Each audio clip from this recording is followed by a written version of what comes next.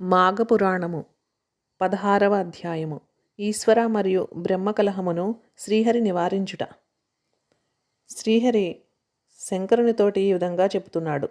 శంకర, నీవు సూర్యుడు చంద్రుడు నేత్రములుగా కలవాడువు, అగ్నినేత్రం కలవాడువు, అన్ని లోకములకు కర్తవు, అందరి దేవతల చేతను కొనియాడబడువాడవు, యోగీశ్వరులందరి చేత వందనీయుడవు. నీకును భేదమేమీ లేదు. నీవే నేను, నేనే నీవు. వేదాంత జ్ఞాన పరిపూర్ణులైన యోగులు నిన్ను ముక్తికి ఆధారభూతినిగా తలంచి సేవించుచుందురు మరియు ముక్తి నొందురు. నీవు సమస్తమైన భేదములను తొలగించువాడవు, అన్ని భేదములకు ఆధారభూతుడవు, లోకములకు ఆధారకర్తవు, దేవతలకు దేవుడవు, ఈశ్వరులకు ఈశ్వరుడవు, దేవులలో గొప్పవాడవు, ప్రభువుల్లో గనుడవు. నీవు పరమానంద స్వరూపుడవు, శరణాగత రక్షణుడవు, శాశ్వత పరబ్రహ్మ స్వరూపుడవు, నిరంజనుడవు, శివుడవు, మంగళకరుడవు, అంతటను వ్యాపించి ఉండువాడవు, సూక్ష్మరూపవి, పరబ్రహ్మవు, శాశ్వతుడవు.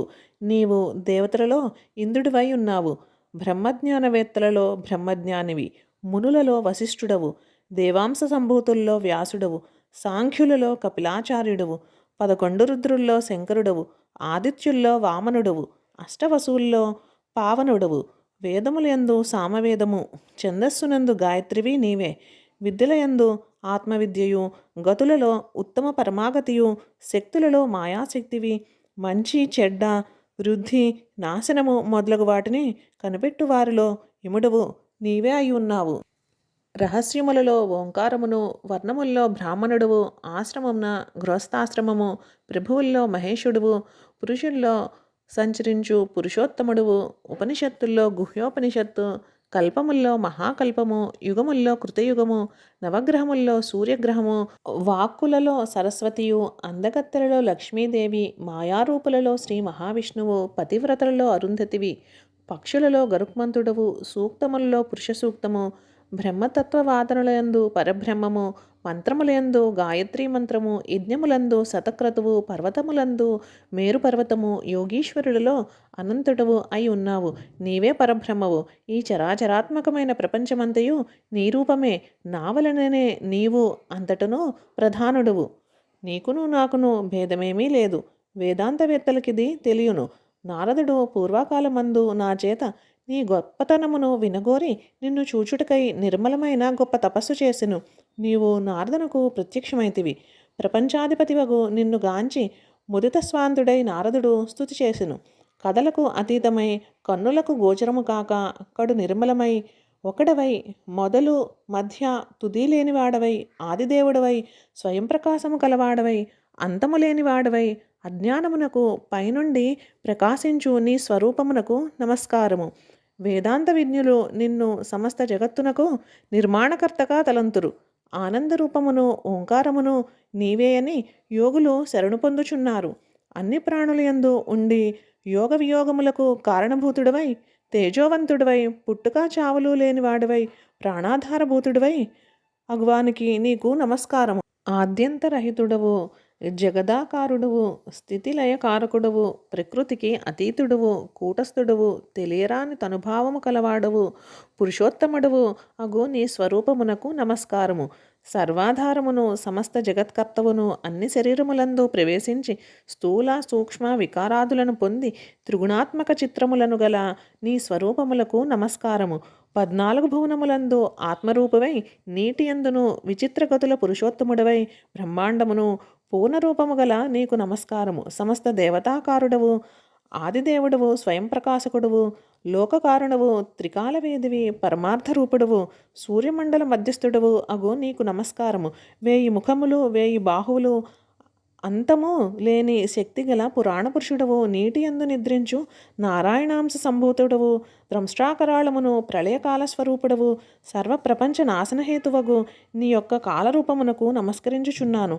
1000 పడగలు కలిగి ఉన్న సర్పము చేత సేవించబడుచున్న నారాయణునికిష్టుడగు శేషుడను రూపమునకు నా నమస్కారము. అఖిలైశ్వర్య సంపన్నుడవు, ప్రళయనేత్రము కలవాడవు, పరబ్రహ్మానందరసమును గ్రోలువాడవు, ప్రళయకాలమున మిగిలియుండువాడవు, ఆకాశ సంచారుడువగు నీకు నమస్కారము. విచారము లేనట్టియు నిశ్చయుడై ఉన్నట్టు పవిత్రుడవు, సురుల చేతను అసురుల చేతను కూడా పొగడబడువాడువు, సుకుమార శరీరుడవు, పరిశుద్ధ దేహము కలవాడవు, అఖిలాండనాథుడవు, చతుర్బాహుడవు, త్రిశూలమును చేతిని ధరించిన వాడవు, దయాస్వరూపుడవు, పార్వతీదేవిని సగముగా శరీరముగా దాల్చిన వాడువగు పరమేశ్వర, నీకు నమస్కారము అని నారదుడు ప్రార్థించెను.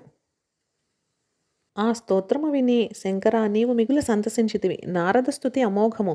ఈ స్తోత్రమును మునులందరూ విని వారు కూడా నీ స్తుతిని అవలంబించి సేవించుచుందురు. కాన ఎవరు నిన్ను నన్ను బ్రహ్మను అను భేదము తెలుసుకొనక భేదబుద్ధితో చూతురో వారు ఆచంద్రార్కము నరకమునందు పడి ఇందురు. రజోగుణ ప్రభావముచే మీరిరువురకు ఇట్టి కలహము వాటిల్లినది. కాన మీ కలహమును కట్టిపెట్టి సుఖముగా నుండుము. భగవంతుడి ఈ రీతిగా వారి కలహమును మాన్పి అంతర్ధానము పొందెను. తర్వాత బ్రహ్మ శివుడు తమ స్థానములకు వెడలిరి. ఈ విధముగా రజోగుణ తమోగుణ బద్ధులై బ్రహ్మయు శివుడును అనేక వేలేండ్లు కలహించిరి. ఆ కలహమతీతమై పెరగగా మాయారూపుడైన మాధవుడు ఉపాయము చేసి ఆ కలహమును వారించి వారిరువునకు సఖ్యము కలిగించును. కాబట్టి ఆత్మజ్ఞానులు ప్రపంచ రక్షకుడని విష్ణుదేవున్నే సేవించుచున్నారు. విష్ణుదేవుణ్ణి సేవించువారు శ్రీహరి అనుగ్రహము చేత సౌఖ్యమును పొందుదురు. జహ్ను మహర్షి వాంఛలు గలవారును సాధు సజ్జనులను పూజల చేతను కథల చేతను వందనముల చేతను మాధవుణ్ణి పూజించువారు అంతమందు విష్ణు సన్నిధానమును చేరుదురు. మానవుడు అహంకారము సిగ్గు విడిచి ధ్యానము అర్చనము కథా సంకీర్తనములచే శ్రీహరిని పూజించవలెను. అహంకారం వలన విచారము కలుగును, జ్ఞానము నశించును, కాన దానిని విడువలెను. నేను గొప్పవాడనను గర్వమును వదిలి కార్యకారణము వలన కలుగు పరిహాసము లజ్జను వదిలి జ్ఞానవంతులై ఈ మాఘవ్రతములు చేయవలెను. శ్రీహరి యొక్క సత్కథాశ్రవణమే పరమముక్తికి సాధనము. ఇది స్కాంద పురాణ అంతర్గతమగు మాఘపురాణము 16వ అధ్యాయము సమాప్తము.